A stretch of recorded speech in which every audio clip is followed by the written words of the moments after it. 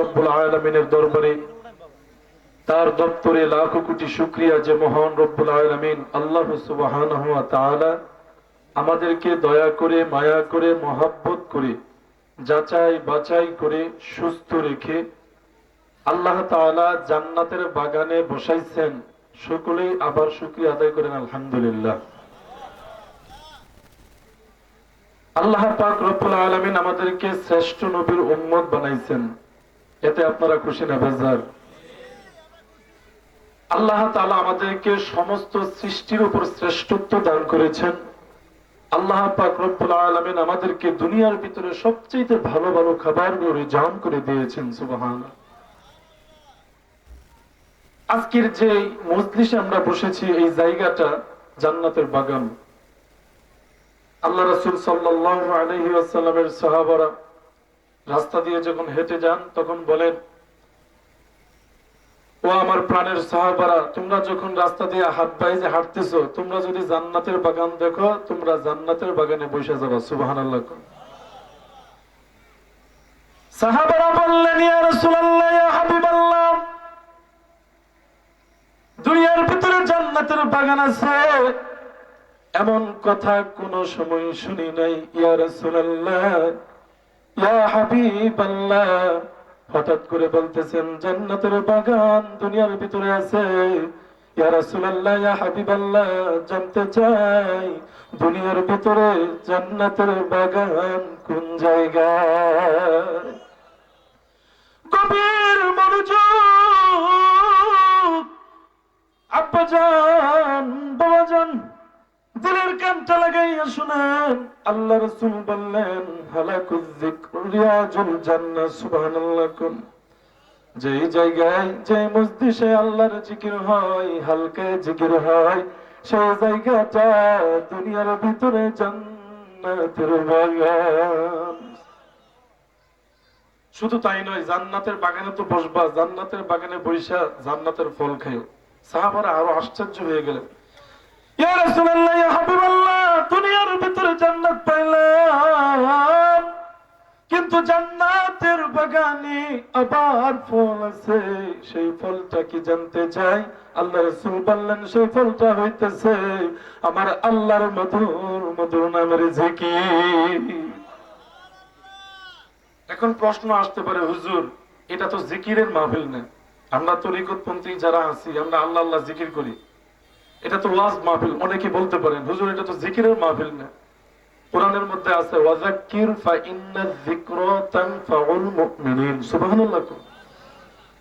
আল্লাহ বলেন, আয় হাবিব, আপনি ওয়াজ করেন, সৎ উপদেশ দেন। আপনার এই সৎ উপদেশ, আপনার এই ওয়াজ নসিহত যারা ঈমানদার মুমিন তাদের কাজে আসবে। সুবহানাল্লাহ।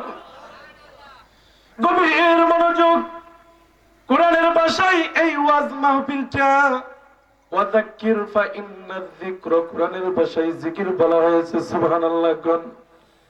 তার মানে প্রমাণ করে কোরআন এই ওয়াজ মাহফিলটাও জিকিরের মজলিস। এটা একটা জান্নাতের বাগান।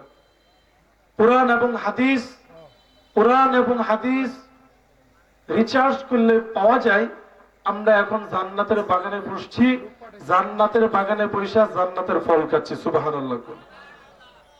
ওয়ামা আরসালনাকা ইল্লা রাহমাতাল লিল আলামিন। আয় হাবিব, দুনিয়ার ভিতরে আমি আপনাকে পাঠাইছি রহমত স্বরূপ। সুবহানাল্লাহ। কেমন নবী, কেমন দয়াল নবী, মায়ের নবীর আল্লাহ দুনিয়াতে পাঠাইছেন, যেই নবীরে মহব্বত কইরা জান্নাত পাওয়া যায়। মুসা আলাইহিস সালামের যুগে একজন ব্যক্তি ছিলেন, তার নাম এইরকম ভাবে মুসা নবীর যুগে একজন ব্যক্তি ছিলেন, 200 বছর হায়াত পেয়েছে। 200 বছরের মধ্যে কোনদিন আল্লাহর ইবাদত করে নাই, কোনদিন আল্লাহ পাক রব্বুল আলামিনের ইবাদত করে নাই, সারাটা জীবন নাফরমানি করে কাটিয়ে দিয়েছে। এমন একটা ব্যক্তি যখন মারা যায়, 200 বছর পর যখন মারা যায়, তখন আল্লাহ পাক রব্বুল আলামিন মুসা আলাইহিস সালামকে স্বপ্নে দেখায়। মুসা আলাইহিস সালাম স্বপ্ন দেখেন আমার যে একজন উম্মত 200 বছর হায়াত পেয়েছে তিনি ইন্তেকাল করেছেন। আল্লাহ পাক রব্বুল আলামিন বললেন যাও রে যাও মুসা যাও, ওই উম্মতকে তুমি জানাজার নামাজ পড়াও, কাফন দাফন কমপ্লিট করো। সুবহানাল্লাহ। কোন গভীর মনোযোগ। ওই 200 বছরের হায়াত যিনি পেয়েছেন ইন্তেকাল করার পর তখন মুসা নবী চলে গেলেন। এরকম ভাবে জানাজার নামাজ কাফন দাফন সবকিছু কমপ্লিট করলেন। এরপরে আল্লাহ পাক রব্বুল আলামিনের দরবারে আরজ করলেন, রব্বুল আলামিন আল্লাহ তুমি কেন 200 বছরের একজন পাপীকে উল্লুল আযম পয়গম্বর কালিমুল্লাহ মুসার দিয়া জানাজার নামাজ পড়াইলা, কাফন দাফন করাইলা আল্লাহ, কারণটা কি? কারণটা কি? আমার আল্লাহ পাক রব্বুল আলামিন মুসা আলাইহিস সালামকে সুন্দরভাবে বলতেছে, ও মুসা, মুসা জানো না তার একটা আমল আছে, তার একটা আমল আছে। আমি আল্লাহর কাছে এটা অনেক ভালো লাগছে, এটা আমার কাছে ভালো লাগছে। কোন আমল? কোন আমল? যখন ওই 200 বছর হায়াত যিনি পেয়েছেন তোমার যে উম্মত রাতে যখন ঘুমাইতেন, ঘুমানোর আগে তাওরাত কিতাব পড়তেন। সুবহানাল্লাহ। কোন তাওরাত কিতাব যখন পড়েন পড়তে পড়তে দেখতে থাকেন এরকম ভাবে উল্লেখ আছে, এরকম ভাবে দেখা যাচ্ছে আহমদ নাম। সুবহানাল্লাহ। কোন যখন আহমদ নাম দেখি, আহমদ নাম দেখার সাথে মহব্বত মহব্বত অন্তরে পয়দা হয়ে যায়। মহব্বত যখন চলে আসে চোখ দিয়া পানি বের হয়, চোখ দিয়া যখন পানি বের হয়ে যায় তখন তাওরাত কিতাব বুকে নিয়ে কান্দে। হায়রে কেমন নবী, কেমন নবী আহমদ নবী, যে নবী উম্মতের কান্ডারি। সুবহানাল্লাহ। ও মায়ার নবী গো তুমি প্রেম শিখাইয়া কোথায় লুকাইলা, ও দয়ার নবী গো তুমি প্রেম শিখাইয়া কোথায় লুকাইলা। মনে বড় সাদ জেগেছে, বলেন মনে সাথে জেগেছে, যাব মদিনা নবী প্রেম শিখাইয়া কোথায় লুকাইলা।